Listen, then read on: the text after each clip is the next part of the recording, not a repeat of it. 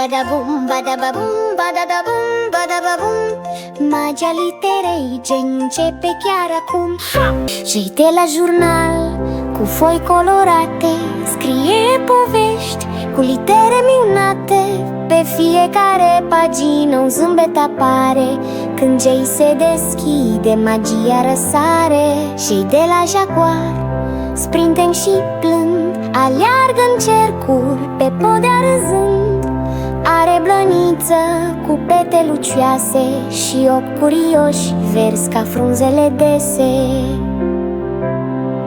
Literajei de la junglă cu liane și frunze, copacii dansează iar fluturii ajung pe buze.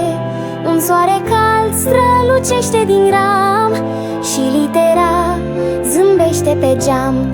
Literaj este joacă, jurnal și junglă, cu prieteni noi povestea se încinge. Ne revedem curând, stai pe fază cu litera K și altă surpriză. Stai, surpriză! Vrei să descoperi și alte litere magice? Link în descriere!